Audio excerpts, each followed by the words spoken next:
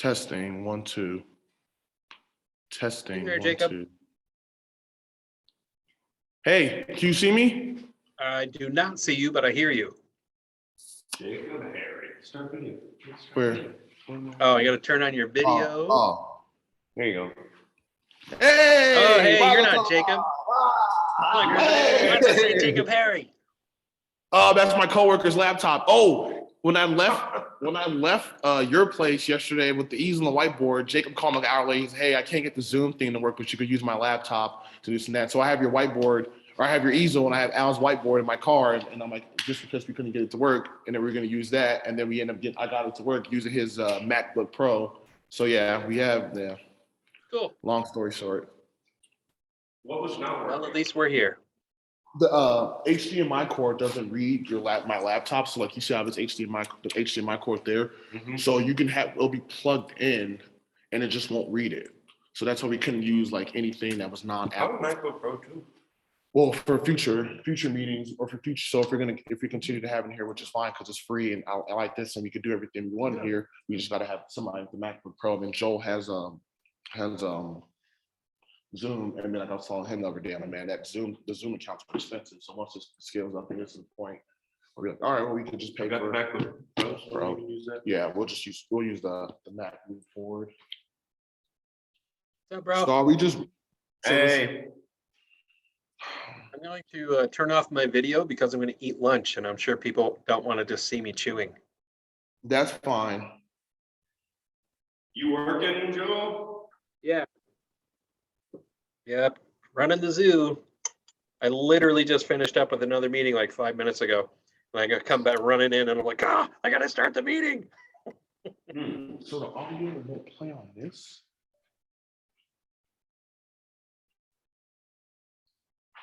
I guess no, that would be fine. They would Speakers? Put speakers on the list? Yeah, you are. Yeah, they I mean, if they say they have something to say on the people online, like Tim, yeah, we can spread it right on the board. But yeah. My stomach is killing me. Pardon my French. It's pretty.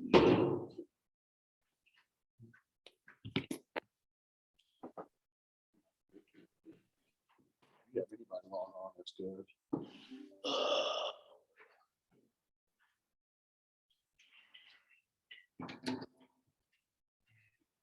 I haven't put my bag or anything on that.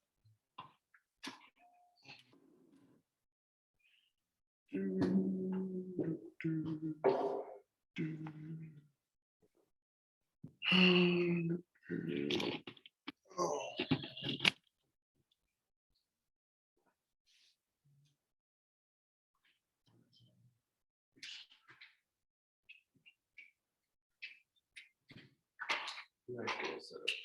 First off, that's working. Yeah. Was it a eraser? Oh, it's right here.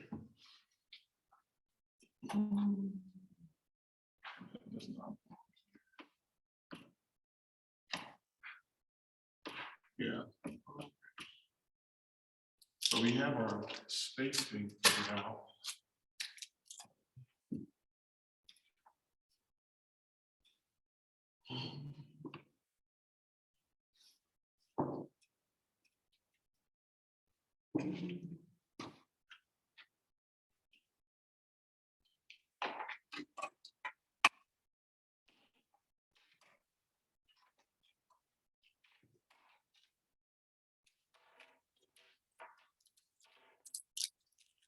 Tim, we can't hear you. We can't hear you. Your audio's muted. We can't hear you. All we see is you grinning. Grinning. Brethren. Hey, you know you're being recorded. This is Zoom.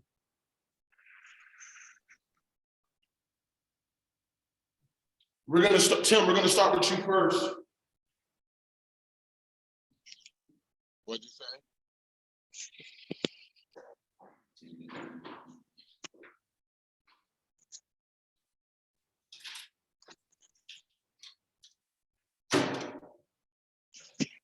We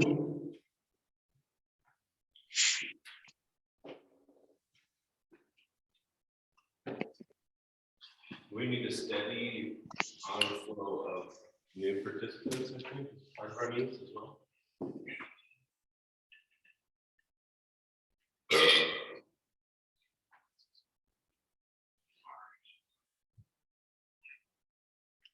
All right, Tim. Can you hear me? Yeah. All right.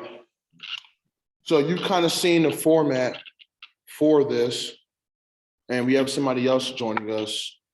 Welcome, Elvira Rodriguez. Do you know Elvira Rodriguez? Welcome, still. We're glad to have you. I guess just to kind of say a little bit about Passion Connect and what we do.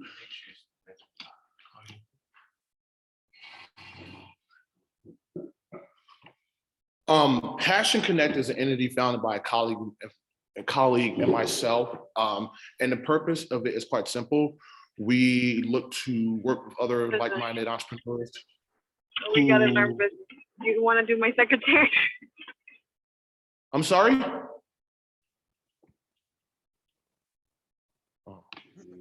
Like I said, Passion Connect is an entity founded by a colleague and myself. And the goal is simple. We connect with other like-minded entrepreneurs and find out, what are their passions? What do you get excited when you talk about? What gets you up in the morning? Whether it's starting a fashion business, becoming a record music producer, whether you want to become an artist or something. That's the whole purpose of Passion Connect. So we find your passions, and then we take that concept and we turn it into creation. So it's quite simple. It's something that we started about a year ago. We've had a few events up until this point. This is our first event with Zoom. So please excuse all the technicalities while we work out all the bugs. We're gonna start off with Tim. I kind of have the board behind me, you can kind of see. Tim's gonna kind of list his passions and everything, and we'll go through a format, and then we can all contribute and give him advice and feedback on how he can turn his passions into reality. Hey, Sam.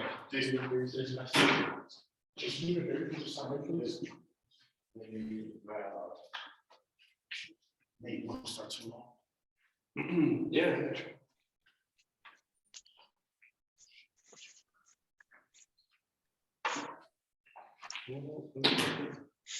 All right, Tim. All right, brother. Well, I'm a big video gamer, and I kind of started my own logo. I call myself The Building. I love to play Call of Duty. That's one of my favorite games. Also like to play Final Fantasy, but I'm trying to implement eventually building my streaming up to enough subscribers to where I can be paid by YouTube, but also I would like to start making like t-shirts with my logo and my brand present on the t-shirts. So does the logo go in hand with your streaming? Yeah. Offer like for the first maybe the first 5 or 10 people to subscribe, maybe like a free shirt just so they can get the experience, and then I'd probably keep going after that. I'd probably like the 25th or like the 50th subscriber, I would give them a free shirt.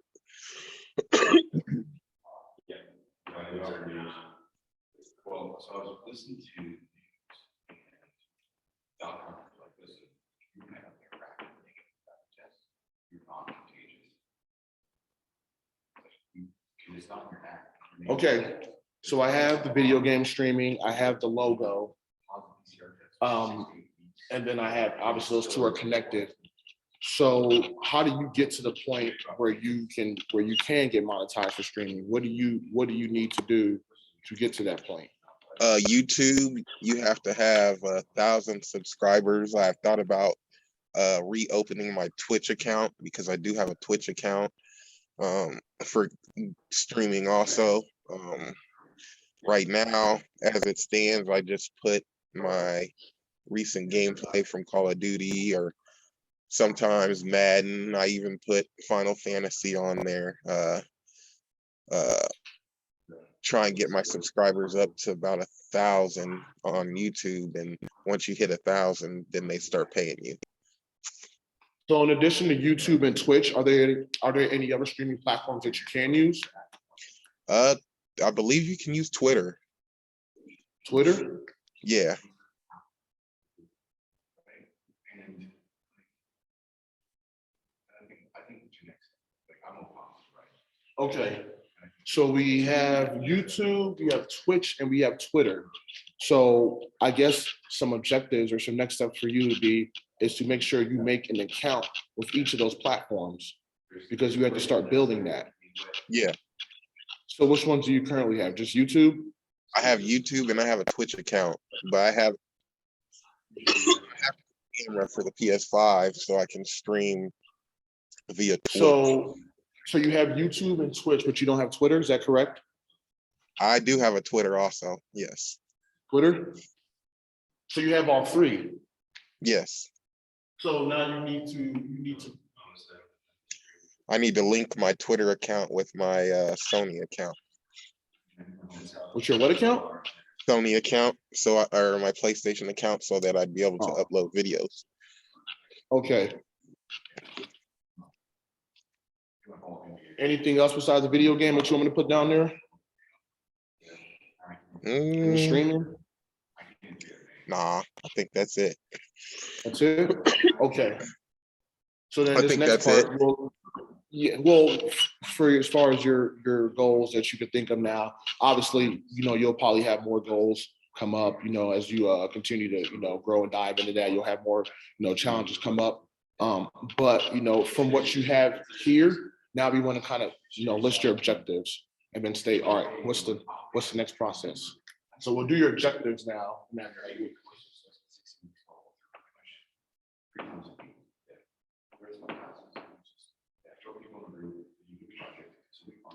So I guess, a simple objective from you is obviously if you want to get streaming and whatnot and all these platforms, and I know I use YouTube a lot, is, you just have to build it. You have to build your channel. You have to get your subscriber counts up. Reach out to your close friends first. Obviously, I'm one of them. I've subscribed to your channel. I know about that, and just promote the heck out of it. Just continue to promote the heck out of it. Obviously, you're only going to get better at your gaming by playing, but you have to still build your following at the same time. So you have to obviously build your following and continue to maintain, however many hours you do, playing your game.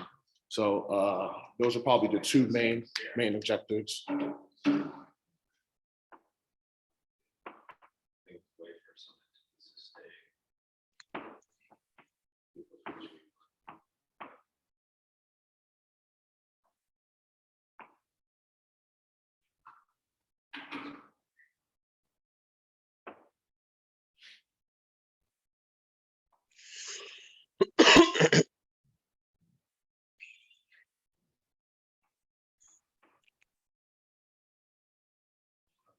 And you said you had your logo already designed already?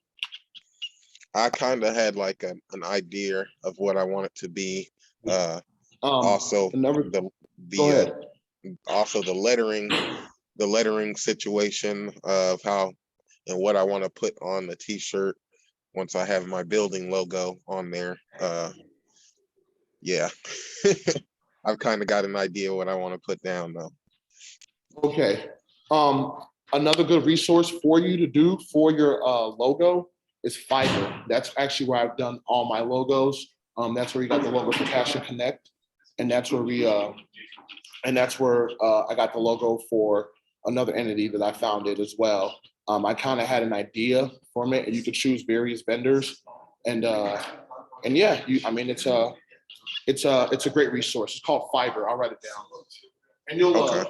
we'll take screenshots of these boards with the notes, and then we'll send them to you too, just so you have it.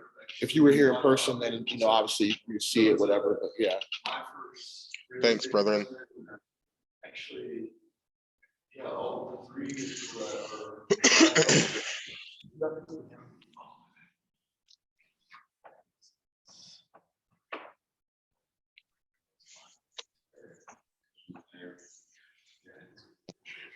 All right.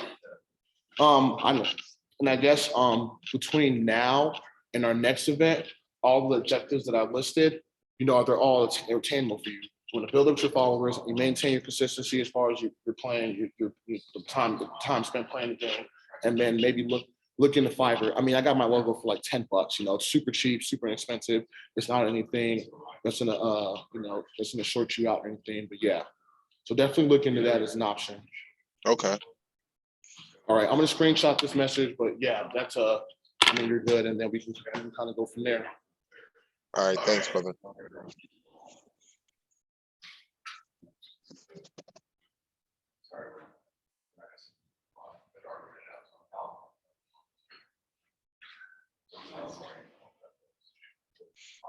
All right, thank you, Tim. Yep.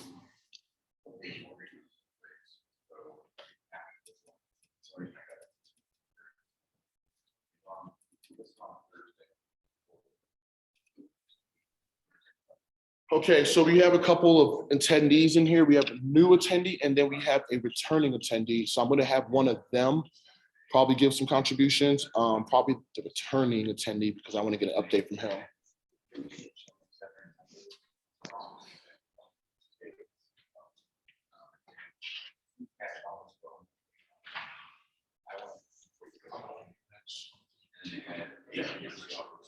By returning attendee, do you mean me?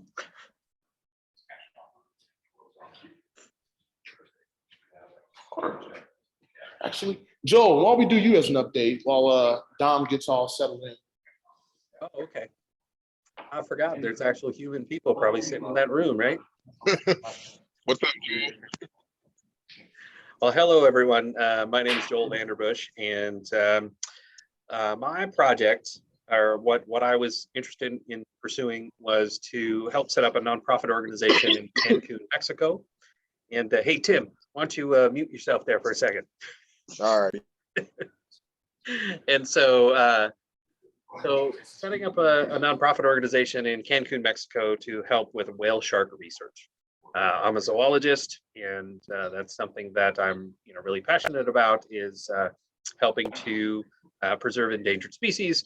And sometimes, even though my work here at the zoo allows us to do exactly that, doing field research and actually getting out there is extremely helpful.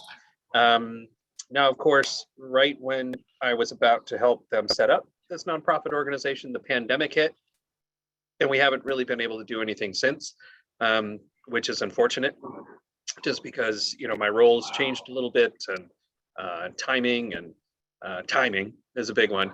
How much time do I have available to commit to that? And also for those that were going to be supporting board members across the country, how much time do they have to commit to that? So it's been postponed for the last couple of years, but we are still, continuing to help build the relationship with the organization down there in Cancun. Just got an update from them. They are introducing more drone technology to monitor some of the whale sharks. So that's pretty exciting. But as far as my role in actually building the nonprofit organization, we haven't unfortunately gotten very far on that. I've been building another nonprofit organization. We're going to go swim with whale sharks in August, which is this year. What's that? We're not going to go swim with whale sharks yet.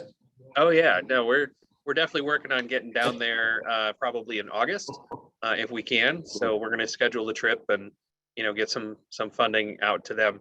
But no, I've been building another foundation instead, and that's actually to support the zoo. So it's not that I haven't been building nonprofits, it's just not specifically with the whale sharks yet. But yeah, we do plan. Last summer we tried to get back down there, but What's things the didn't work out. organization that's, or the foundation that you started for the zoo instead, taken off? It's the Zoo Foundation. Yeah. Yeah. What about it? What is there a name for the what? Yeah, what it's you just the started? Niabi Zoo Foundation.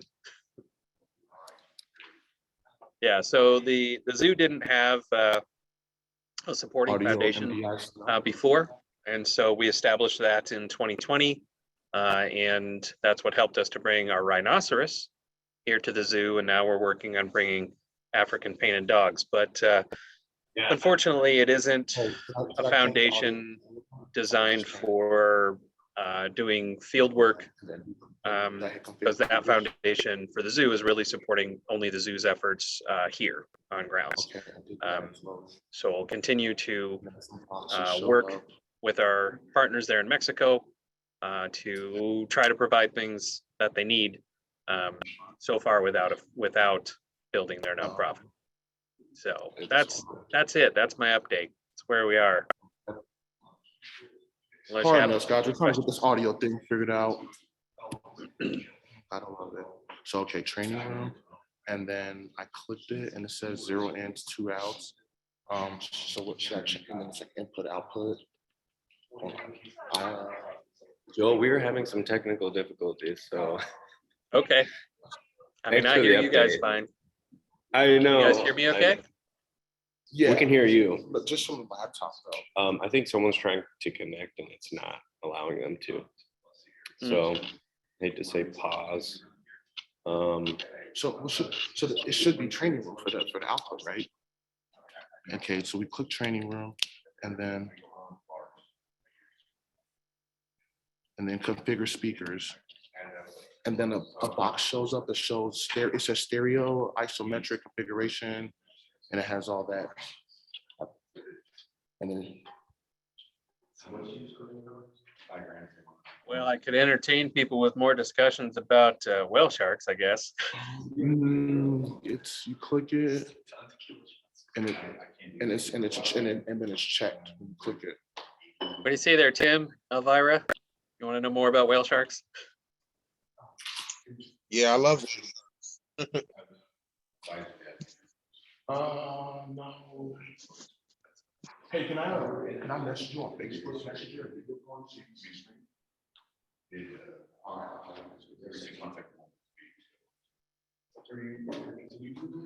Hey, pardon us. We're just having some audio difficulties. I'm trying to get that set up. Give me just a second, everybody.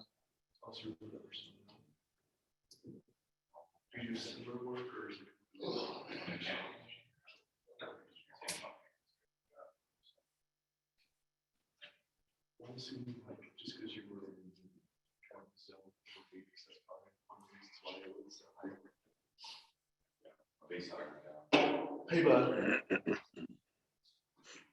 All right. You can see me now. This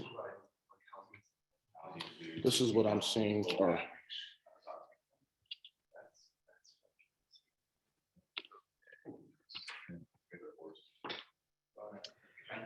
Well, I guess I'll show some pictures or something while you guys are sorting out your audio. that'd be great, Joel. All right. You find them.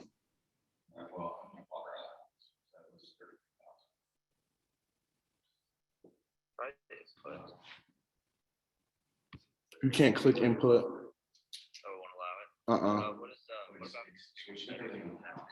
That configure speakers. It shows this.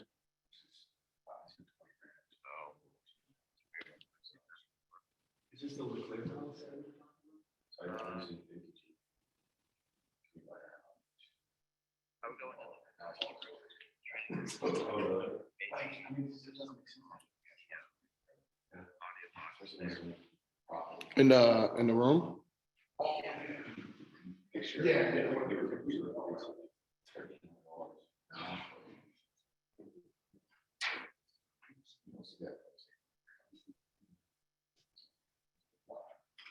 Okay, on the box.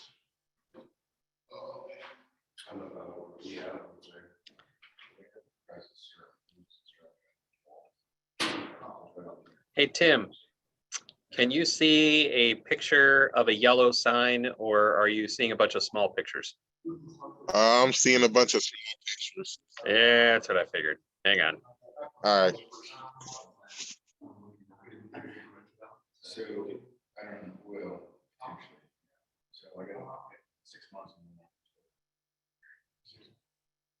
So I need a place to stay for 6 months. All right, how about now? See a yellow sign now? Yep, it's big. Right on, right on. All right, well, you guys may notice that says Investigación Research. That's the sign that we put on our boat when we're down in Mexico looking for whale sharks. Got to have those because you can't just go out and swim with a whale shark unless you're with a tour boat. And you definitely can't touch a whale shark unless you are on a research boat. But what it is that we try to do, that's actually a whale shark fin sticking up out of the ocean there. And you'll see that he has a little transmitter attached to the top of his fin. And that's what we do is like we go down there in the ocean, we dive in there with these 40-foot long beasties, and we try to attach those particular transmitters on them so that that can be read by a satellite.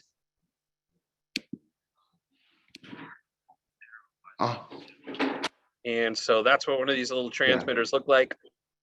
And you see it has the 4 holes And that, so right that's here it. on Select the speaker. edges. So I select And we training room. literally have to drill.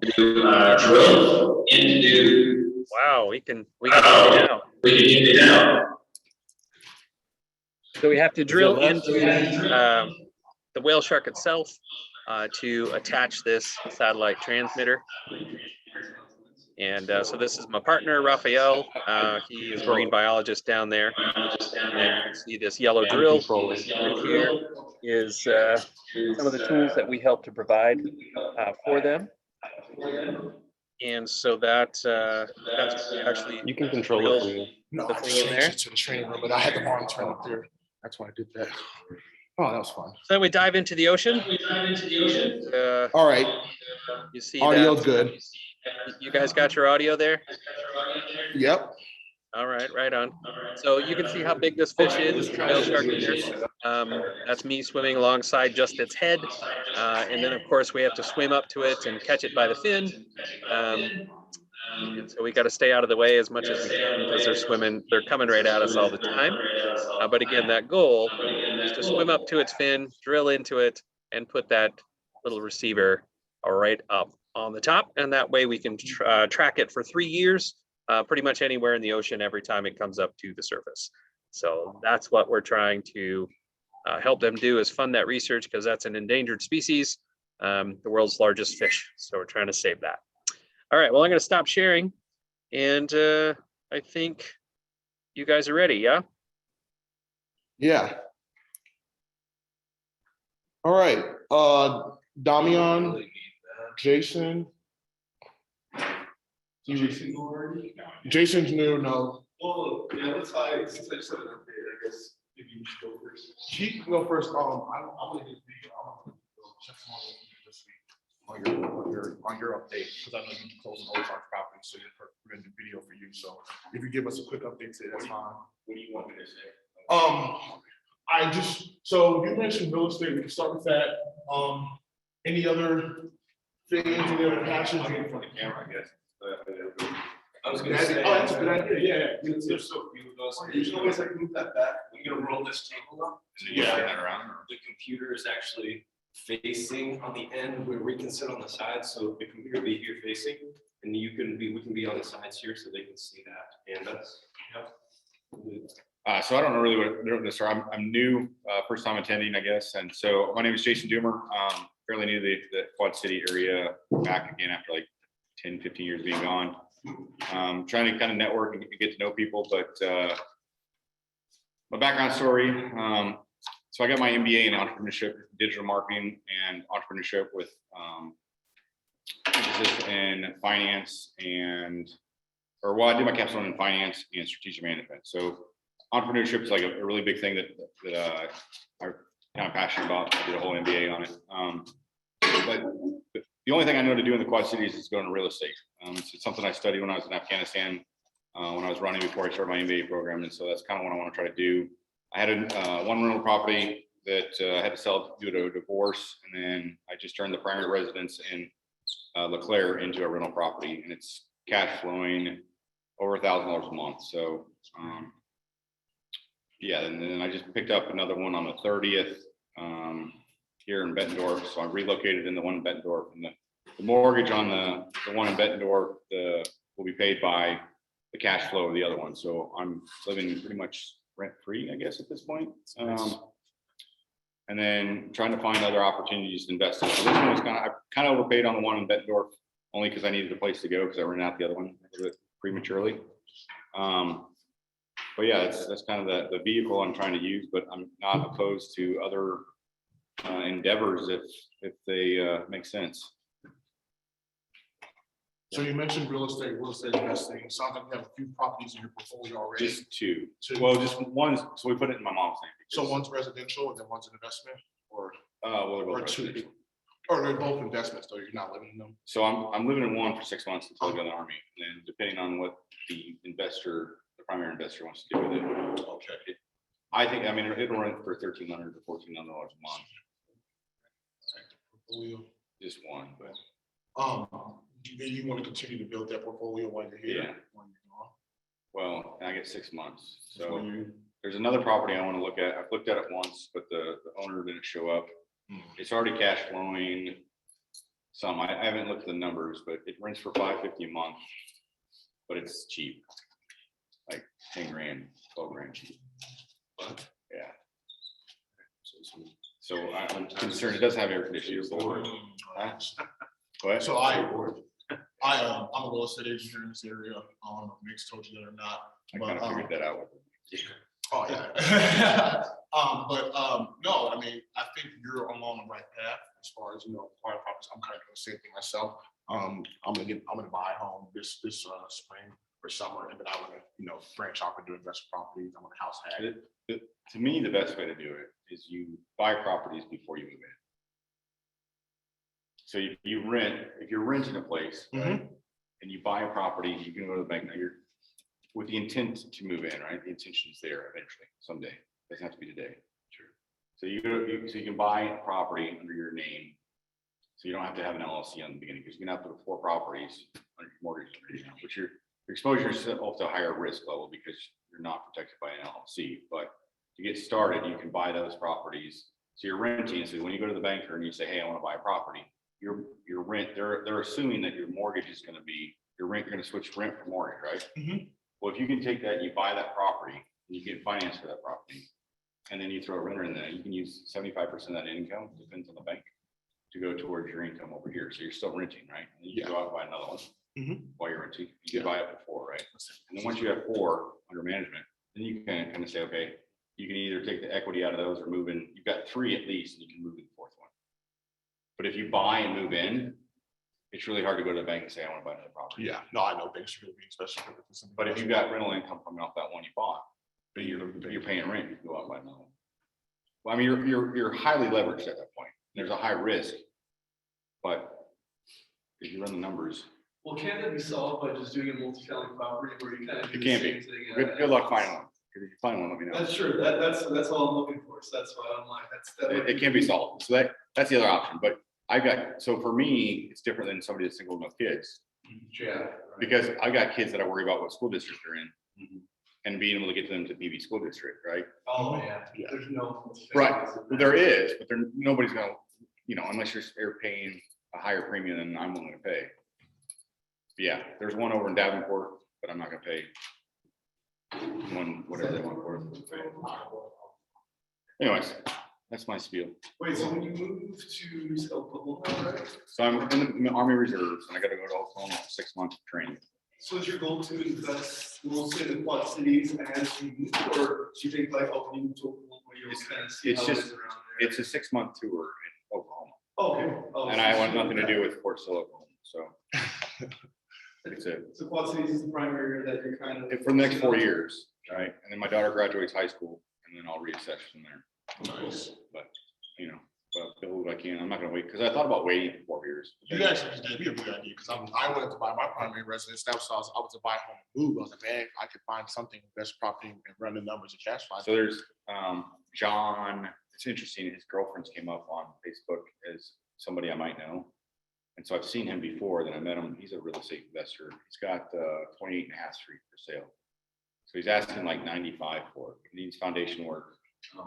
I mean, if you could get, so I think I looked it up and he paid about 58 for it, which is all it's probably worth. Yep. And so, I mean, I'm sure he has some type of closing costs. He's going to turn a small profit, but even at 58, to me, it needs a lot of work. What are your foundation?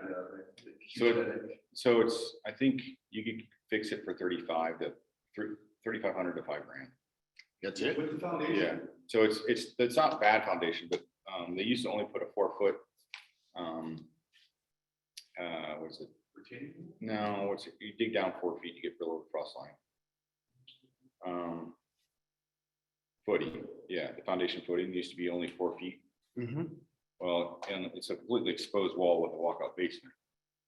And so because it only went down 4 feet, it wasn't enough. You need to go down 6 feet to get below that frost line. So it's wiggled and wobbled, and it's kind of walked away from the house a little bit, just from the freezing. And so you can get underneath there and jack it back up, but they've tried to patch it. So you're gonna have to get in there and correct the patch job, relift the foundation, put support underneath it, which you can do with the mud jack that they do now. And like $5,000 would fix it. But that's just one of the, It's a single family. yeah, it's got a big ass pool in the backyard, like a 24-inch pool or 24-foot pool. But I mean, the house is only worth people, like your house needs $30,000 worth of improvements, but you put $30,000 in a pool. Yeah, I don't know if it's that much. I just want to buy something that's turnkey. Like, all right, get it. So you're gonna pay a premium for that. Yeah, I know. I need you in the market. I know, especially on the Iowa side too. And I think like the 150, 160. I'm like, all right, you know what I'm saying? Everything's ready, doing the thing. I mean, one of our mutuals, our friends, is closing the property. I think it's 165, smooth and ready. Another one we're looking at. It's like 180 or something like that. And these are all bet north. We usually bet north. Right. You're up, you move right in. No repairs, anything needed. Then I've seen, and I'm on the Illinois side.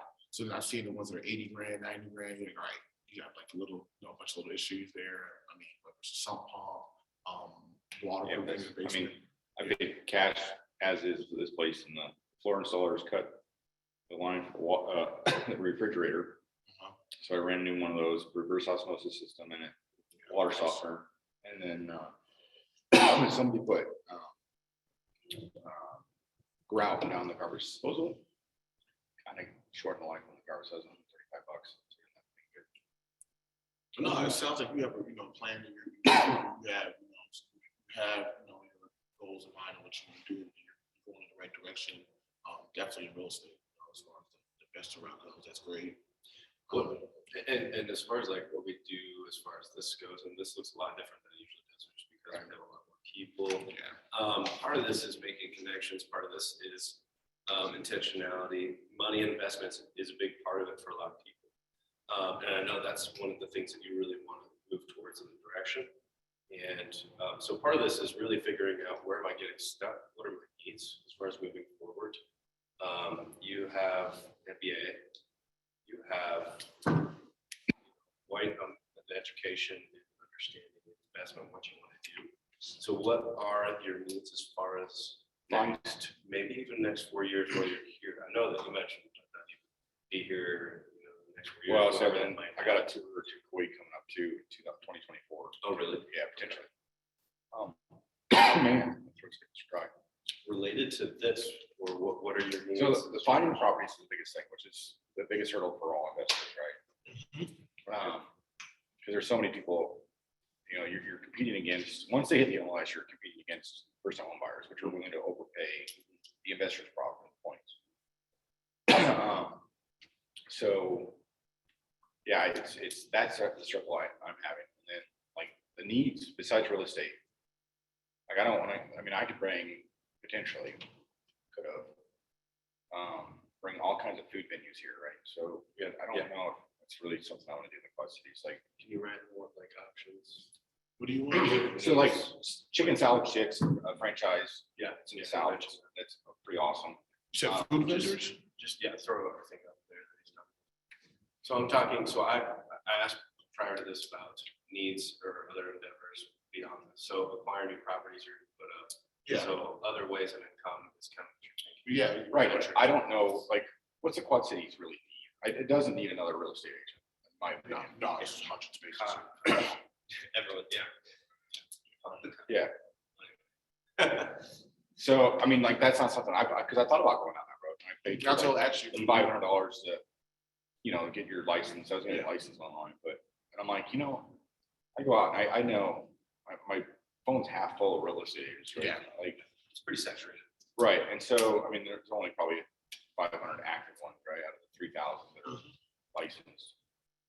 But Some people have their license for some property management. They need to do is they just pay the fees. right.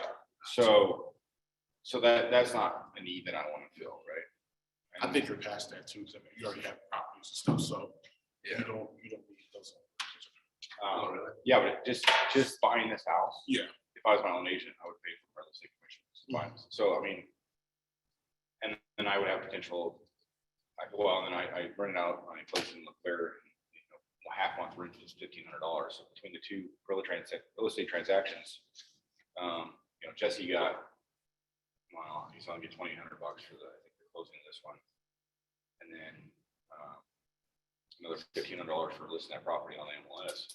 So that's what $4,300. So $4,300 that I could have saved by being my own agent, right? Yeah.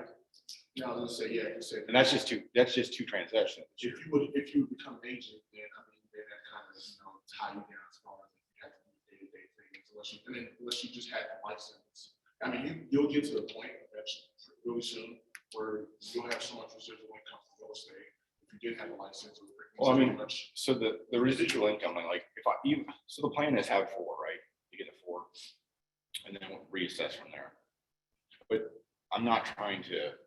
I got lucky on the house in Leclerc, profit-wise. Yeah, that's good. But and then you mentioned restaurants, so you do chicken salads. well, that was just there's the profit margins on food and trying to find people to work your store right now. Like everybody's hurting to find good people. Yeah. Like I went to Panera and I was like, the place was disgusting. Like it comes down to the management staff. I'm like, listen, you cannot find people willing to clean your store. So So you're looking at more options outside. What does QC need? yeah, what's the needs that needs to be filled? And with a general. We thought of that. So there are some property management companies out there. I I have not found a good one yet. And I haven't looked in the Quad Cities, but like the I house. want to give you my client's card. But I gotta chat with her. I work with property management. It's a tough business. It's tough. I work with outside cities, and it's tough and it's hard. There's a lot of turnover. Yeah. And it's kind of grinding because at the end of the day, they won't make their money and stuff like that. So it's So tough. as far as the time investment and money investment, it's Maybe quite a not. bit. Property management company, maybe find an individual or someone who does, manage properties, you know what I'm saying, and, they have smaller portfolios, they're willing to take on manager portfolios, your properties will get the care they need. If you go to a conglomerate property management company. Thinking of Michael Pieces, little Just one. another number. Just I not very so big. I got charged like I think $150 service call because the power went out. And so the tenant called my management company and they sent a tech out there. And it's because it's a gas stove. So when power goes out, it just locks the burners, right? You have to push and hold the button for 3 seconds to unlock the burners. So they don't call me, right? They charge you. The $150 for a service call, Just to go. and unlock, Yeah. because it still wasn't working. I got charged. I was gonna say, Joel, are you still there? If you are there, I know your place you've been managing out for many years in Indiana. I don't even, he's probably away. Yeah, he's working. But if you need recommendations from property Sorry, management. I'm here. Oh, you are here. Okay. Yeah, what did you need? Sorry, I had to deal with something. No worries. We were just talking about property management, owning, Yeah. Just a few properties and managing that yourself. Anything on that you've done over the years? Yours is extremely long distance, so it might be even more helpful just because of how you operate in that. I didn't Well, know if there was any- mine's probably atypical. Now it would be, but so I still have a rental property back in Indianapolis. I had a couple when I still lived there, and that was much easier to deal with because, you know, I'm a really handy person and I could just go take care of those properties myself. Obviously, dealing with it from a distance, I only have one property left there, and I don't use a management company just because it's one and it's not financially worth it. So if there are issues, obviously, I just have to contact contractors to go fix stuff.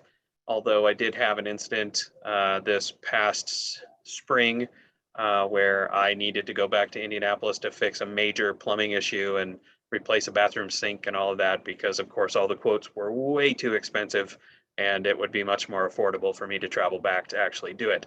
Not convenient, but affordable. So you know, handling things from a distance is difficult. If you have multiple properties and financially it's worth having a management company, great. But for me, the situation is that I have had the same renter in that house for 12 years. So I'm not looking to have to replace, you know, finding new renters and all of that. So for me, it's too easy. I mean, Right. it's a Section 8 house, so the rent is automatically deposited by the state of Indiana into my account, and the renter actually only pays a very, very small percentage to me in any kind of rent.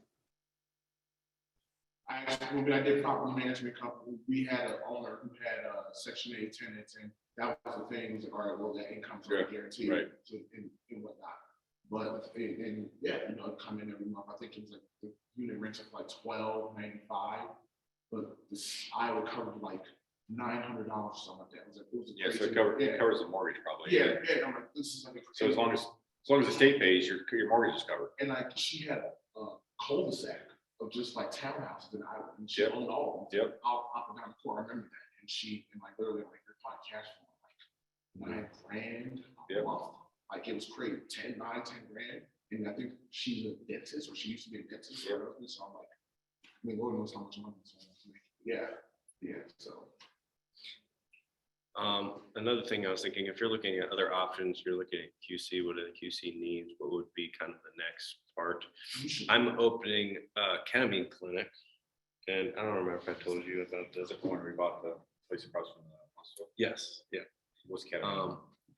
Ketamine is, so one of the things, and I brought one of my magazines anyway, our field is moving to more the use of psilocybin and like psychedelics, MDMA.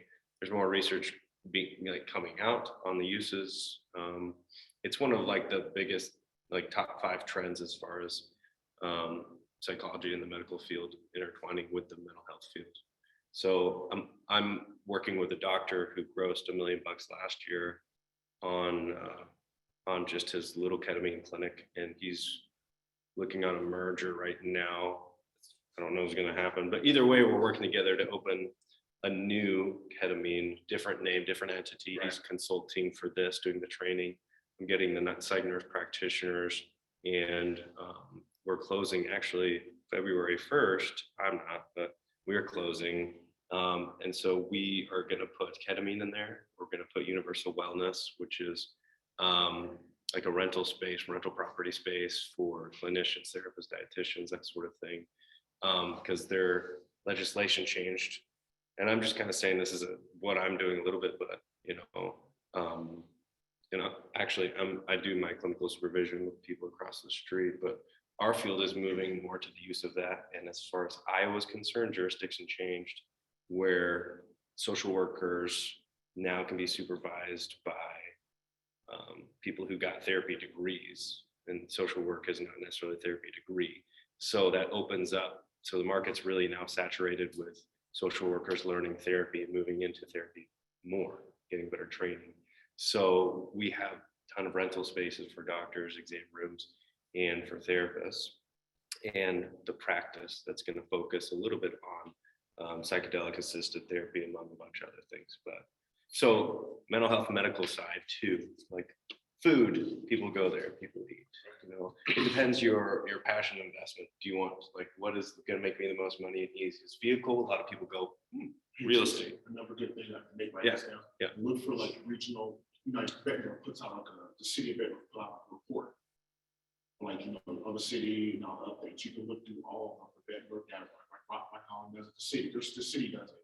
And they'll tell you like what they're working on, what projects are going on. Yeah. You kind of get an idea of what the needs are from looking at that. I know that Viking Cruise Lines is coming. They're putting- Yeah, so they're just, Oh, really? you'll just Yeah. pick up So things. That's picked, they're gonna dock in somewhere in Davenport. Downtown, they're rebuilding that thing by the cement factory. Oh, really? Yeah, so that'll. No bring way. us- Oh, yeah, yeah, yeah. It's- That's gonna be for them. If you say Quad Cities, It's it's already already like adopted before, so I think So real estate, I would like to see it on. I haven't really found anything that's. I know like Rock enticing. Island, and like, yeah, so like the city. of Well, Rock Island is like, it's like empty buildings galore over there. That's never a good sign. No, they're not empty, they're owned by Stern, Matt Stern. Bunch of them, because I've done out. Yeah, Matt Stern owns He- fucking he, everything over there. He owns all these buildings and he has had the time, Bud Light, he's in the basic buildings and stuff like that. So that's why if you're reaching out to the owner or whatever, hey, this building's vacant, it's vacant and he owns it, but he's gonna fix it in a year or so. And so, yeah. What's he do? Former football player, he owns a Stern Center, Rock Island right there downtown. He owns a bunch of properties. He's got He owns the only He owns medical this marijuana place, the dispensary. Milo. He has zero owns a competition. dispensary in Milo, yeah. Actually, You my can't- buddy was Maybe- trying to open yeah. a company. You can't do one within so many miles Yeah, but that, by legislation in Illinois. so you mean dispensary? Yeah, but that was a Milo. Yeah, but you still have to be like 100 miles from the closest dispensary. They strategically say. I don't know exactly. No, I know I it's- mean, it can be. I was. Is there one like Because Fort Scales Byron as well, like, right by, I said before, There's or one- not by. I know there's a mileage. I know it's a mileage thing. You have to be so many miles from the other one. So there's the state. Was like. Yes, yeah. I know it's Rock Island just put out, because they put out a needs assessment and then they said, oh, we're about downtown. Shoot, I mean, I live, you know, down here. I've never seen. So you're thinking like in the commercial real estate end too? Is that kind of what we were talking? Just Any needs. Okay. Yeah, It'll- just any needs. 'cause it'll turn- he was asking if I want to go on the Illinois side. Yes, yeah. I don't understand like You could do Rock Island, you could do Moline, if you want to do that. so investing wise though, like for rental, right? In Mhm. Illinois, there is a ton of houses for sale in Illinois. And there's a ton of houses for rent in Iowa. Mhm. Why is that? I don't understand the context between why there's so many houses for sale. Does nobody want to live in Illinois, invest in there? Because Yeah. Landlord sponsors. that's why I sold my house in Illinois, because I just, the risk isn't worth the potential gain over there, right? And then the taxes, I mean, the property tax on the place I was looking at was like, for, I think, I don't remember what it was, like, it was like $4 or $5 grand for like $120,000 house. So you're paying $300 a month in property taxes, when you could take that same money, invest it, and then you're not paying the property tax. Well, like, It's still higher than Iowa, but it's still probably like half percent It's lower at more, least. it's more. it's substantially more, it's almost They're not. it's 30 to 40% more. Yeah. So now your rental income is going to pay taxes, so your profit margins are smaller in Illinois than they are in Iowa. And then you're also higher risk level, because if you got non-paying tenants, you can't get them out in Illinois. Yeah. Like it's impossible. Yeah. So you might as well just invest in Iowa and just avoid all of that headache, right? It's Invest in enticing. Iowa, I can live in income from properties in Iowa to fund. But then everybody else and their brother is trying to invest in Iowa too, because it's saying So there's more, yeah. there's more competition. So I you're actually paying- see some people with Illinois actually too. I showed an investor a picture of her bringing like $40,000, but needs like 60 grand in repairs. We leave the house and then, oh, it's pending. Just like, you know, all the pictures, Moline, they're all just going ahead. Davenport, all duplexes. I know, the investor, all he does is buy duplexes, like nothing out there. Yeah, there's one for sale in Moline, Silvis area that I messaged guys already, sale pending. Yeah. Like 380 or something like that. Yeah, it's, man, it's brutal out there, but man, you hit the nail on the head there, but yeah.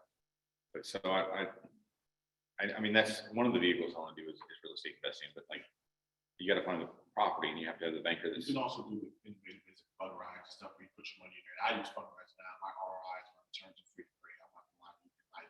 Yeah, but you can't use the bank's money to put money in the fundraise very easily. Yes, you can't leverage your money basically to get a higher return. You have to use like your own cash. Yeah, you got to use your cash. Oh, I mean, yeah, it's a $500 million, so I started off with $500 in there. Yeah, You only put $100 in, or you have to put at least $100 in there. But I can't take a $20,000 cash. I mean, I could put $20,000 cash in there, right? Then Yeah. I can't use that to leverage to buy a property and then use somebody else to pay the mortgage on that property and take my $20,000 back out. No. So that's the trick of real estate. Because there's, I mean, you can't go to the bank and say, hey, I want to buy Apple stock. I want $150,000 to buy Apple stock. And then go and say, hey, Joe Schmo, I have Apple stock. I'm going to lease you.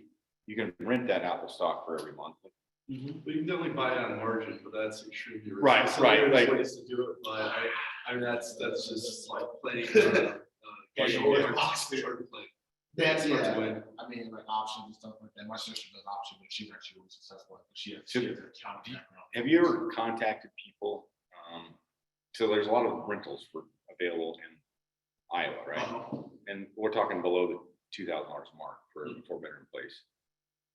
I've almost thought about contacting everyone that has a listing for rentals and say, hey, listen, I'm looking to buy. I'll give you 10% of the rental cost, or 10 times the rental cost is buy out of the property. Because if the rent They're is not getting them. Oh, rent to own type of. no, just give. I'll go to the bank. Buy outright. Buy it outright, right? So I can go to the bank. So Finding a market that other let's just say kind of like you can tapped go into. right now and look for rentals, right? Whatever comes up. You can say I'll give you. You can even say 12 times. I think 12 times will work. 12 times. So if it's renting for $1,000 a month, it'd be $120,000 property, right? Yeah, it's cap. Yeah. So you're like, I will give you 12 times. So you could say 11. 10 is what you want to shoot for, right? So if I buy a $100,000 property, I kind of want that to rent for $1,500 a month. Yep. That's an easy 10% rule, right? Which is hard to find because most of the Bettendorf properties are 300,000. That's insanely hard to find. Yeah. So it's most Bettendorf houses, you go in Downport, you get like downtown Downport, they're all distressed properties. But then, yeah, right. That area. So that's a whole new headache you're dealing with. But in rest of the Midwest, it should be 2% in my. The only thing is that metric that you mentioned, like I know that's used very often for like large apartment buildings over 5 units and commercial properties, but I think Not for for a single family and like 4 units or less, that metric is generally not used as often to like price the properties. Because that's one of the ways that like investors of like big apartment buildings, in Right. order to like force appreciation, they'll fix up the actual units, have them rent for a little bit more, and then That's they'll use commercial. that cap rate. Well, that's a commercial value, right? Yeah. So you can, that's why I like commercial property, but it's difficult to find commercial properties that are giving cap rates of what I want because everybody else wants those same cap rates, right? Yeah, so you think you were wanting to do that for like a single family, like a 4-bedroom, like So- were saying? So yeah, so a 4-bedroom place, like if it's listed for rent for $2,000 a month, you should be able to go to the person renting it and be like, listen, I'll give you 10% or 10 times your rent. Cash value, like I'll go to the bank and get a loan for it. So now you're getting the property at below the market rate. Yeah, I know it's used for commercial properties. I haven't seen like many people that are like single family, like price their properties like. Well, they're not the pricing because you get more on the market, but if somebody's renting it and it's not renting, you're like, I'll give you 10, it just as an option. It's an option. Some people, some listings will be for rental, but if you want to buy it, Right. they'll have double listings. Right. Once rental and this and that. That's just going to come down to each listing or at least each owner and what they want to do. I actually have, but I'm working with the woman now, and she moved to Des Moines, and she had a house, beautiful house, and she wanted to rent it out, but because she put so much work in it, and I'm like, if you rent it out, the tenant's gonna come in, they're not gonna, they're gonna mess it up. It's gonna appreciate value. So now she's like, all right, now I'm gonna sell it. So I mean, I easily could have listed for it. I could do both, but I think her situation, it's best that she just sells it. Right. You don't live here anymore. You can move on, but she put so much work into it, and obviously you have that attachment to it. So, but yeah, I'm not seeing that too now. So, I mean, you can't. I mean, if you obviously have access to an agent that does that, your agents you're working with, they can easily, hey, this is a rental, but hey, my clients are interested in buying it. Talk to your owners to see what they want to do. Yeah, that's not bad. I think that's actually really good. You find some traction. At least at the very least, the owners might want to hear how much is going to pay for it, so you can have that conversation. So that's actually a really good idea. Just write that one down. That's a good one. Who'd you say was doing the Airbnbs? Damian. Oh, there's Michael Keys is also doing Airbnbs. That's his like main source of income other than CPA work. So. He's our kind of like a mentor that kind of guided us through our first Airbnb because we went through the whole LLC process. Did you? Where we had The four meeting members. for Oh yeah, Monday. that guy's a What was legend. your investment on it? The investment was on a, No, but what was your oh, how much we put in? So four of us, there's four of us, and we kind of had an interesting scenario because one of our members had a larger, I guess, amount that she could invest because her dad had access to quite a bit of capital, so she was able to have access to that. So the way that we did it is I did an $8,000 investment, two people did a $10,000 investment, and then Mackenzie did over a $20,000 investment. And the way that we did this is we did because at the end of the day, we wanted it to be a four-way split in terms of like the ownership in our LLC. We wanted to have it 25, 25, 25, 25. So what we did was we had a promissory notes between the person who invested 20-something thousand and then the rest of us in order for her to basically give us a loan so that after we paid it off, we have a loan term of like 3 years. After that's paid off, we will have equal capital in the LLC. big cash in place? No, so the property was $240,000. Ooh. Yeah, so it's a two-bedroom, two-bathroom condo in like the heart of the Ozarks. So that's actually like that. The first property that we were looking at, which Nate was involved in that as well, was $400,000. And that was a three-bedroom, two-bathroom house. So one extra bedroom, almost like double. But it's a house versus a condo, I guess. Oh, yeah, sure. But like, to be honest, like that, under 200,000, like you find, so we wanted lakefront too. That's like another big thing for, I guess, Airbnb. So that like drove the price up insane amounts. Cause like at the condo, we have our own like boat slip, I guess. Yeah. We're like, our condo's right on the water. With the other property, the one that, because of inspections and contingencies, it fell through, it had actual, like, I think like 60 to 70 feet of like lakefront. So, yeah, and people that were involved in our process, like Michael Keys, he himself has over 100 properties in the Quad Cities, and his property management is mostly his and his partnerships. Property management. It's A2Z property management. It's you might What's it called? A to Z. A to Z, like A number two. Oh. And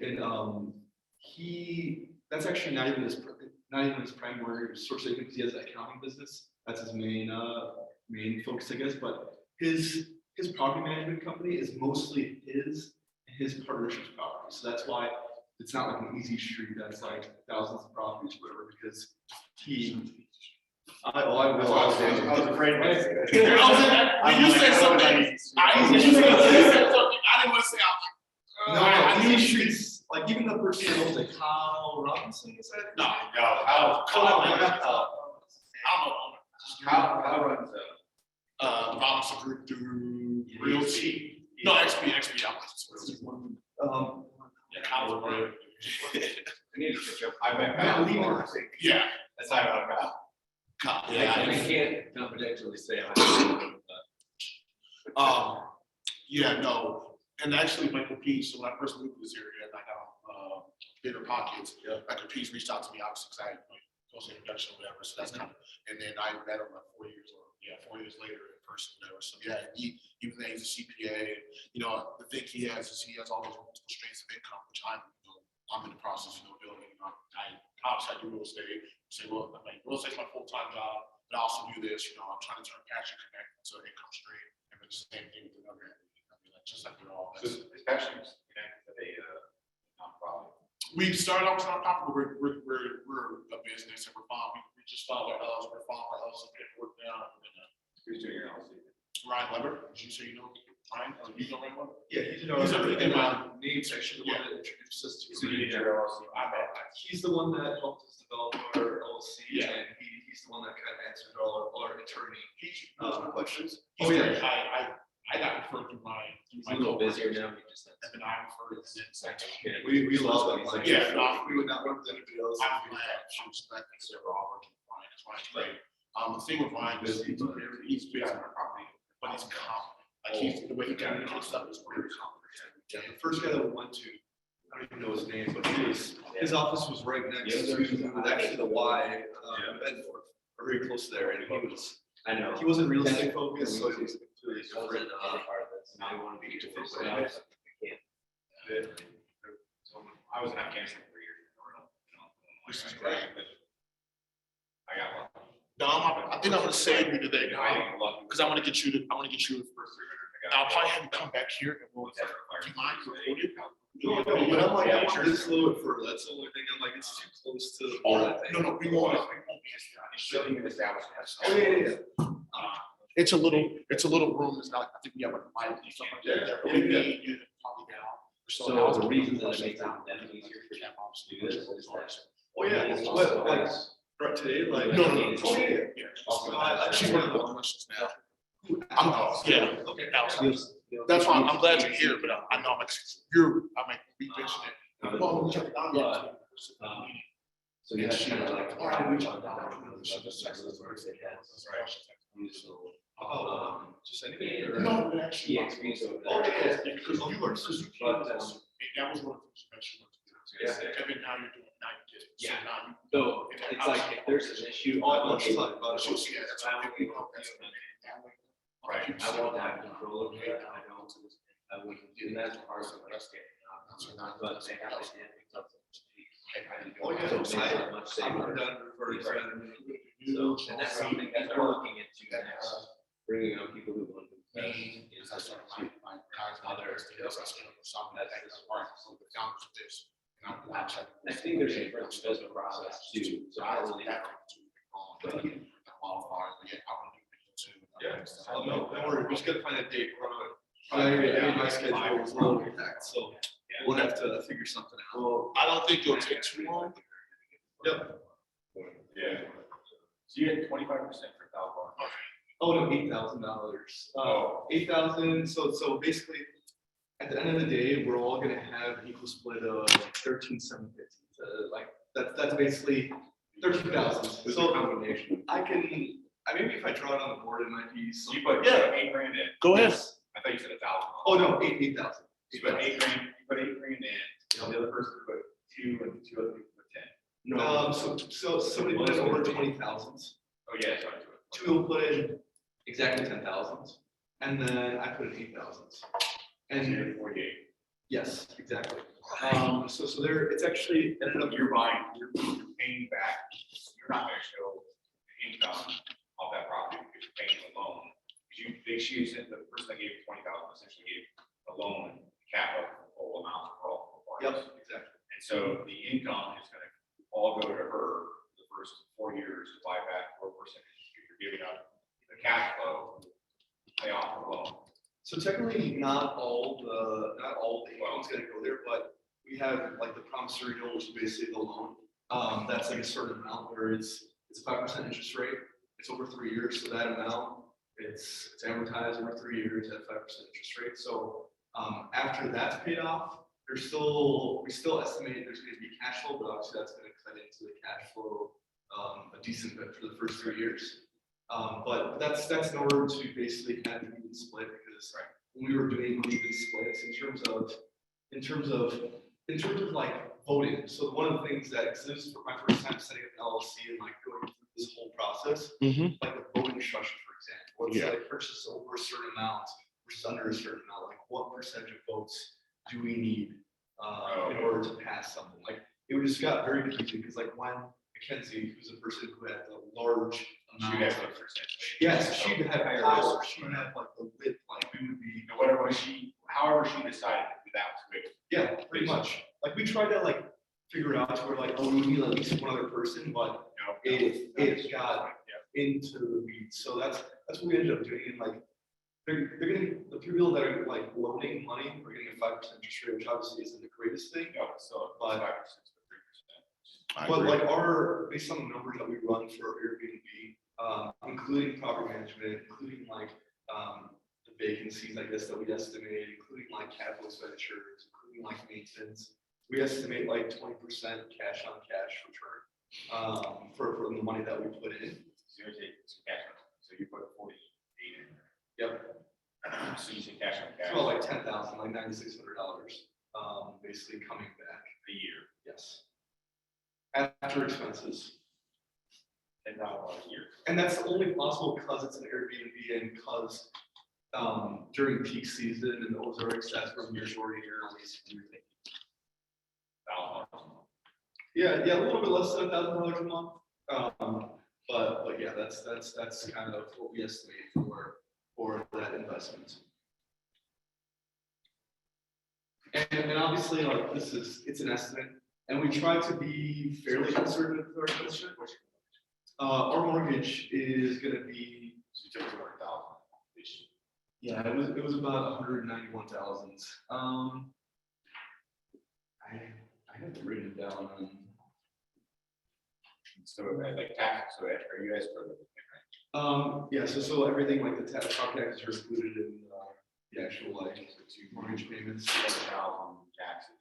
I know, Probably $15 a month. I think it's slightly less than that. I think it's like closer to $1,400 a month, but very close to that. Let me pull up the. Kind of keeps you, I'm just trying to remember. So we don't have any. No, it. Exactly. I mean, any questions? I was gonna actually talk more about like my non-real estate. Yeah. Sorry. No, I'm like, when I'm like, I love talking about. What's your non-real estate? So like, I guess there's like the one thing, first thing, you have your right as well? No, I mean, you can sit up there and talk. Okay. Just, I mean, I'll see. Yeah, let me. So what do you do full time? So I am an electrical engineer for American Energy, but that's not really a passion of mine at all. And I like renewable energy and power interests me, but like the actual work that I do is not really that exciting to me. And my goal is to actually be able to retire if I wanted to at like 35 to 40 years old. I'm 26 years old. How? This year. Yeah, I got lucky that I got like started this. Oh, See, no kids, no wife yet. Ex-wife who called me last night at 11:30 and said she couldn't find her car, and we helped find her car in Davenport. Oh, We've been divorced for almost a year. I'm not even gonna get it. I'm talking to my ex-wife. So, and then I just live, so now we live, it's all Midbrook, so I live like 3/4 mile away from each other. Oh man, I'm sure you love.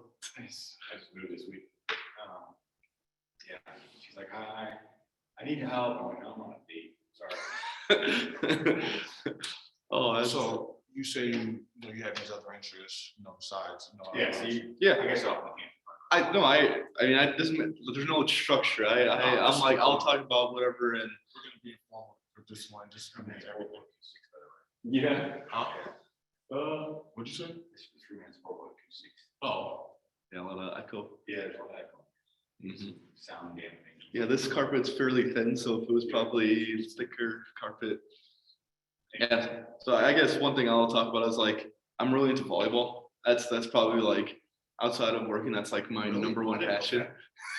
I've gotten into it more and more. Like I actually started and met a lot of these guys, and our friend group we started off, a coworker of mine invited me to just volleyball, and that's how it started. I'm like, I love it now. Like it's definitely in a short time. He said, because I play it like damn I near thought every you single were day. professional when I first saw you playing it. Was that summer 2020? I started playing like 3 months before that, and I thought you were on my man, and then that's when John was like, "Oh no, he just started working with Ben," and I'm like, "Dude, I thought Don was like a professional volleyball player because this dude's like literally, like what is it, 1-on-6? He's like literally everywhere." And then, no, he just started. He's been trained, but I mean, did you play basketball in high school? Yeah. Okay, so then actually you transitioned over. I mean, it was easy to transition. I mean, the same thing. I always like sports of some Yeah, sort, but I never found volleyball until I got here. So I think one thing that the Quad Cities is missing is there's like certain like indoor sand places. Like I went up to Wisconsin. We I talked know, yeah, about- yes. I know we talked about. Mhm. And I'm like, this is something that Because people have to drive It's, into Iowa City and I be think- part of the school there, or they have to drive to Peoria or further.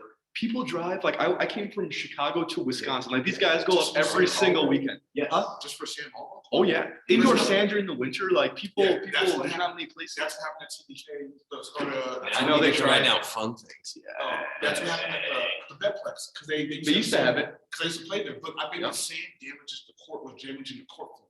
It was also, the vents weren't properly set up How do to you like build a handle sand. facility like that, and you don't have your HVAC system up to like that, you don't have Yeah. a whole there. Because you have to have a very specific like type of HVAC system Yeah. that, because it gets dusty and like, so. There's a lot of people that vacation out to Colorado and do a lot of climbing, or people Oh, that. yes. So if you have a And that's- bouldering thing to stay constant, Mhm. there's nothing, there's nothing Right. climbing or bouldering. There's climbing, but they're weak. Mhm. They're not interchangeable. Yeah. They're set. If you have bouldering and someone, you pay just a fun salary for them to Mhm. interchange things, forget the title of that, but they move things around so it keeps. it Oh, challenging. not spotting, flashing is when you do it for time. I was thinking of a different word. Yeah. That's perfect, because obviously for volleyball, so you need like very tall ceilings. So, and obviously with bouldering, you also need like very tall ceilings. So even though I'm not into bouldering, I know just from like watching videos, interacting with people that are into it, like I know the community is huge and people will do the same thing where they drive out. What about retrofitting a warehouse? Well, that's probably what it would end up being, because Or like, yeah, one with large if you have the sand on there and everything, then yes. so that's my goal. This is probably like a longer term goal, because I don't know what type of, I feel like this would be more of like a passion project rather than necessarily a very good. But you want a more active winter population. You want to give them Yes. something to do. So you serve alcoholic? Yeah, oh yes, exactly, exactly. I tell you what, you've got yourself an indoor volleyball court. So my girlfriend, she's like, we're not doing this other league at a school because they're okay, but they just don't have fun things like alcohol. I was like, That's exactly. literally what passion connects about. Your passion is volleyball, and how you can turn that passion And into a. alcohol. Yeah, well, you know, we're not, So we're. like, it's really, I'm like borderline alcoholic, right? So I hate alcohol. Congrats. Huh? Congrats. What? Yeah, go on. Yeah, we're like, go ahead. Well, I mean, like, so far, most of the people I've met, I've been in the same group, but Oh, you're right. they're all alcoholics by default. Right, it's fair. It's the Midwest. So like, it's like, their average is like, you know, if you're having less than 12 drinks a week, you're not alcoholic, you're just average. But like, so that's the Quad City standard, Yeah. right? The standard's skewed. Yeah, oh yeah, But if you go to like other areas of the world, if you have more than 3 drinks a week, you're an alcoholic. That's like. Yes. Right. So like, Perspective. so like, if you take perspective that everybody's drinking like 4 drinks or a case of beer a night, like you're way below, your neighbor. You know, he fills up the whole recycling thing. Oh, yeah. Really If you don't have like, if you're not chugging you're- Jameson and drinking like a 30-pack of Bush, then you're not from Yeah, Iowa. Right, so, You're from Minnesota. but anyway, so I have a love-hate relationship with alcohol, Mhm. but it does pay the bills, right? Oh yeah, 100%. I mean, if liquor licenses are huge, and I know a lot of these bar leagues that are in the Quad Cities do So I well. know that John and Austin, Bridge, Public House, they're open at their location. Oh, really? Yeah. I don't know the areas I've been there. Bars are the grocery stores. Part of that shit. It's like still over from Wisconsin. Oh, Jesus. No, but that'd be perfect, because like the place that I went to in Wisconsin, it had 3 sand courts, it had a viewing area, and then it had 2 bars So real estate. is and cheaper. a dance floor and a I venue. don't know the numbers to rent a place, but I know it's cheaper than Illinois. So you could get people to go. Mhm. You could potentially get a liquor license and actually have a fun place to go.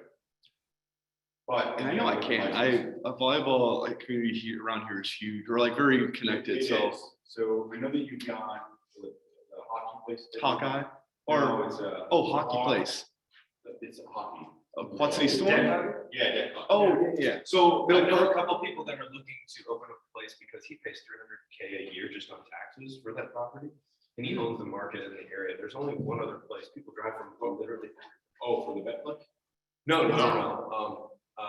Deck hockey. The Middle Road, location Middle at Park? Creek. Oh, He pays $300K a year in taxes. It's at That place is- 300K. He owns a good section of What section? that. Crow Creek. Yeah, but what, how's he turning the profit? Yeah, it's a 300K tax, 30K or 30.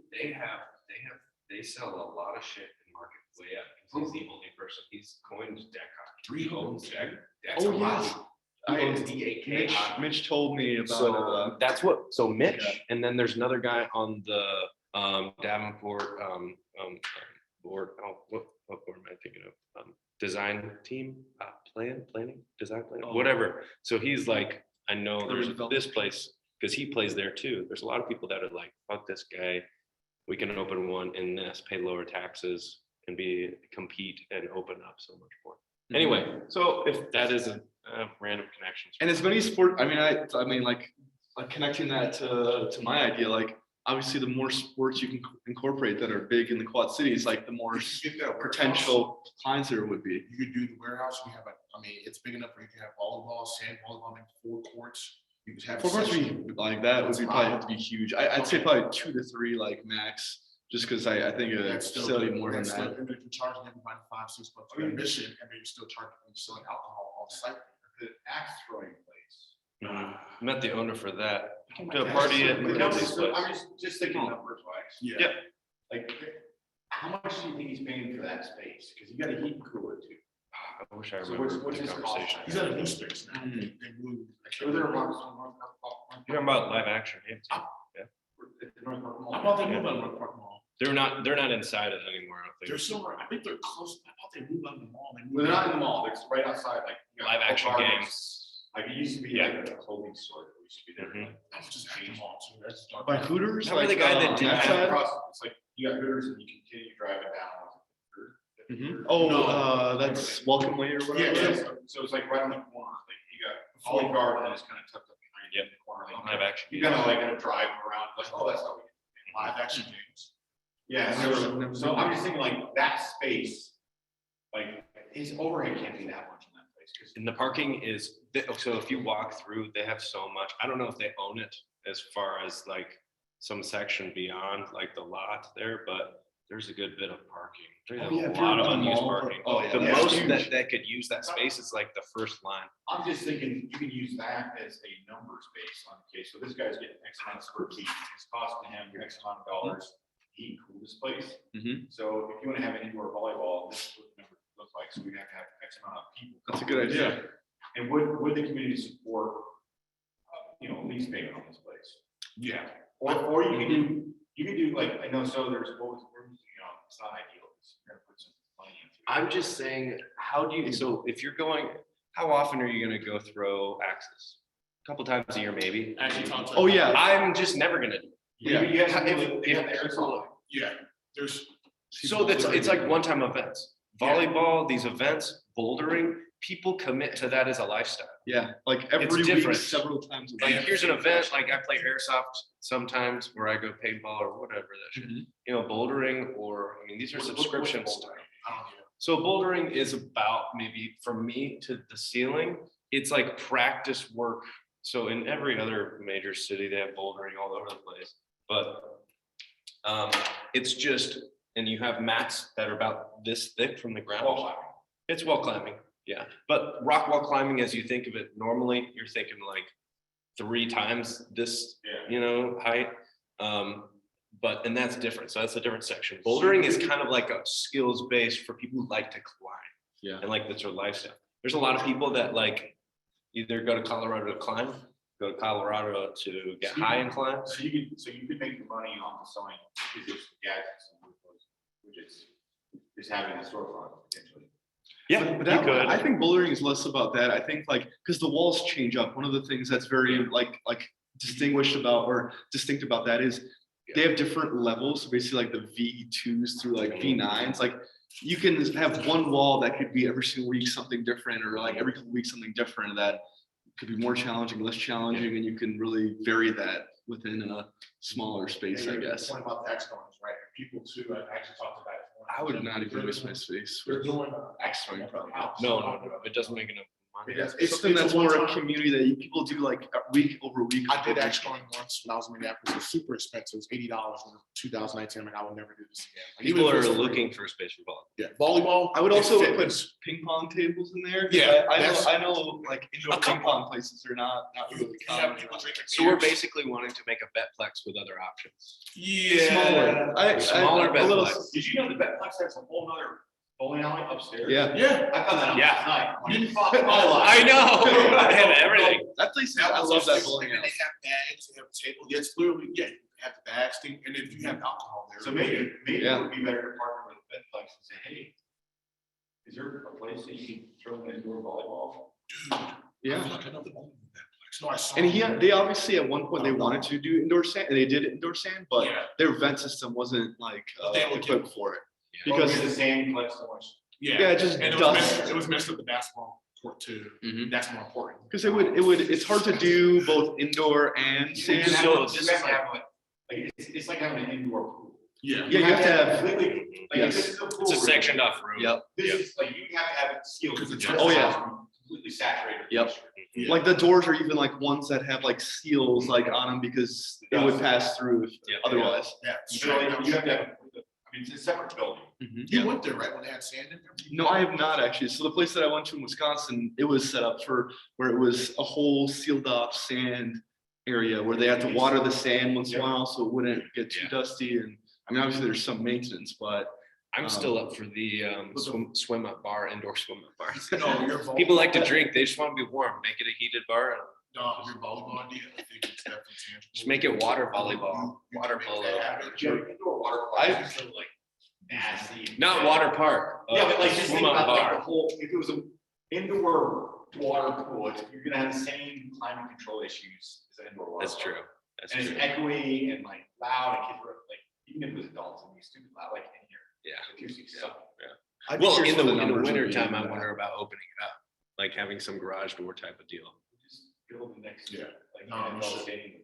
That could be your next. And I'm passionate about that. That would like, I wouldn't be That'd be as so anal good. about it. Dom, if you own that facility, you can do No. volleyball thing, you're gonna wake up and be like, oh my God, I can't believe that. This is me, this is my business. And I would leverage that to get real estate clients. That's all part of the fun. I'm just kidding. Just So kidding. you got volleyball. Yeah, You're electrical engineer, yep. also real estate. Yeah, that's, well, I'm like, in terms of like making money, I'm really into like personal finance, like saving money, like investing, but yeah, like I bought the Airbnb property, but my like next, my goal, that's been my goal before the Airbnb is getting like a multifamily, well, small family before, like under 4 units, so it could be owner occupied and I can get like a residential mortgage on it. How many? Under four? 4 or under. Yeah. No, I think we can do 6, can't you? It's 4. Is it 4? It's 4, Four, yeah, 100%. four, yeah.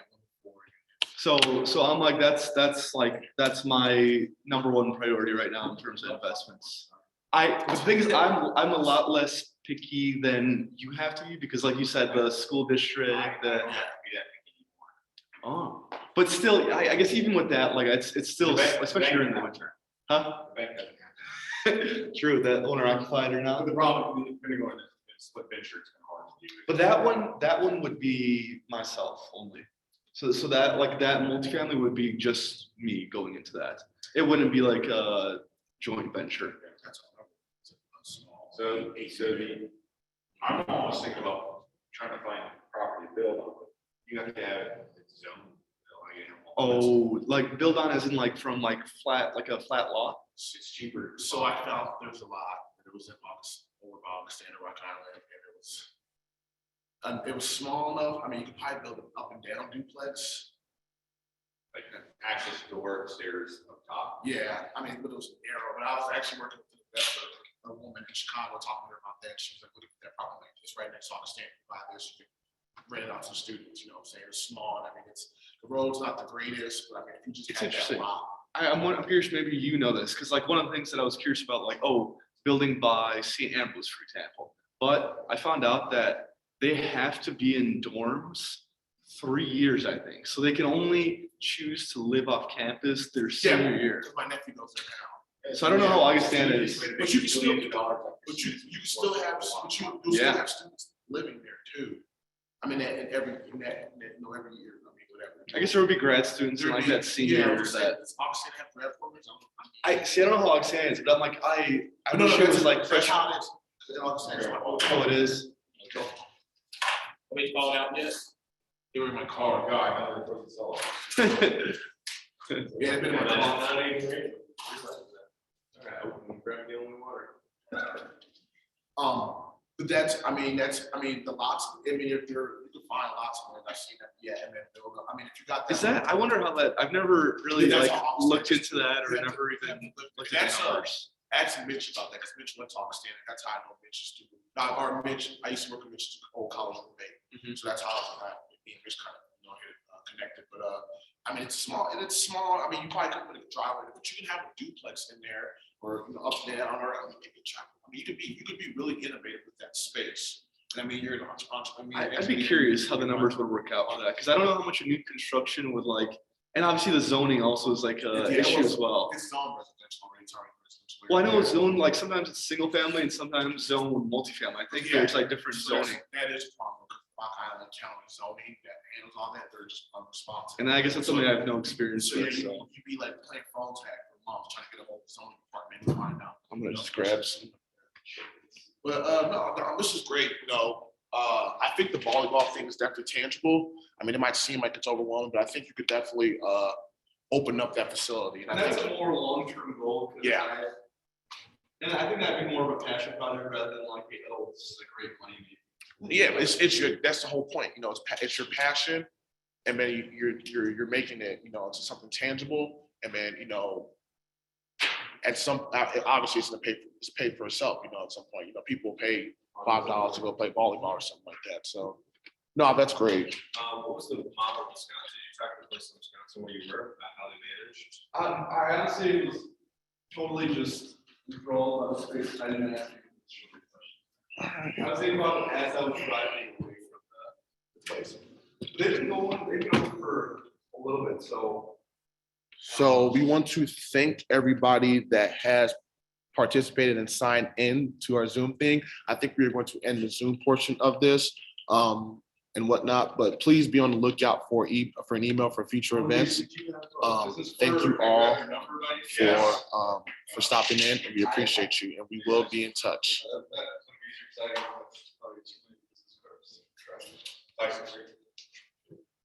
Joel, I'm going to end the Zoom link. I can't hear you. Hold on. Let me unmute you. I can end it. Okay, perfect. Thank you so much, Joel. See you, buddy. I really appreciate it. I'll Hey, I drop don't know if off you guys your. are doing anything tonight, but some of us are going to get together over at Bootleg Hill, the Honey Meadery, where Lewis is playing music tonight. Where is he playing? Where is that? They're in Davenport, the Honey Mead place. Oh, that's where I met Nate and Kyle and Marcus. Yeah, exactly. So he's playing, and I'm going to go hang out there tonight. I might stop by. I can't drink it. I mean, I don't think I'm gonna drink tonight. I drank some bad rum last night. I was keeping it up this morning, and last night was pretty bad. Tell the others there. Tell Damian and Nate too. Yeah. Can you put it in the group by any chance? Because me, Marcus, and Kyle are trying to think of doing something tonight as well. Something like just go and drink some beer Well, somewhere. hey, Lewis is playing music at the Honey Meadery tonight. So, and I'm going to that, and so if you guys want to do something, pop in there. He starts at 7. Starts at 7. I might pop. I might, depending on how I feel. Yeah, I'd like to see you guys tonight. Same. All right. Well, I'll talk to you guys later. Thank you, Joel. Bye.